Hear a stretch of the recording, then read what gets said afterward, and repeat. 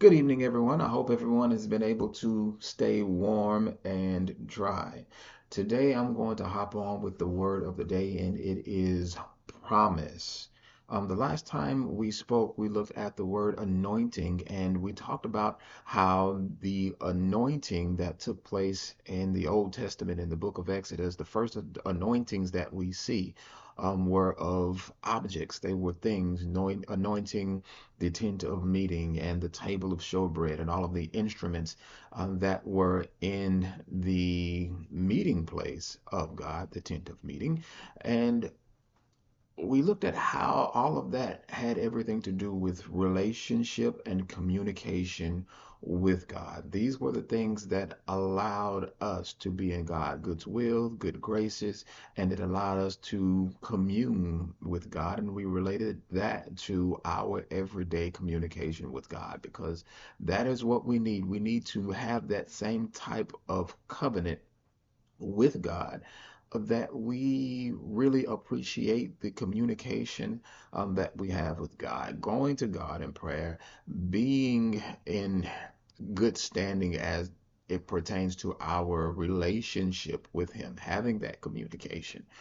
And when we look at today's word, which is promise, we can kind of still look in that same general area of the Bible. We can look in that same tent of meeting and just focus specifically on one instrument, which was the menorah. It was the candle that was lit every evening before sunset.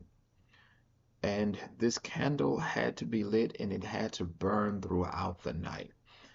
The reason being is because the candle being lit is what God said would protect the people. It was God's way of saying the sun is always going to shine on you, whether it's day or night. And that's metaphorical for we are always covered by God. And I say we, but the people of Israel were always covered by God in that time. That was the representation of that. Now, when we fast forward, we still have that same covering, even though we don't like the menorah. Our menorah is our faith in Jesus Christ, because as long as we have our faith in Him, then we have the promises that were offered to the children of Israel, which basically all comes down to everlasting life. And that's the promise that God gives us all through his son, Jesus. So as we think about the idea of our prayer time during this fast, as we think about the idea of setting time aside to really establish relationship with God, then think about the promises of God. Think about the idea that when we close our eyes on this side, we're going to wake up in a much better place. Think about the idea that when we live the lifestyle that God has designed for us to live, then our generations prosper from that.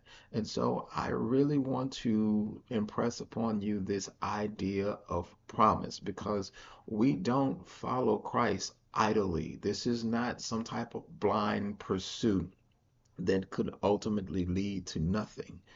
This is a promise given by the Most High God that there is a heavenly ever after that is waiting for all of those who believe on his son Jesus. Y'all have a good night and God bless.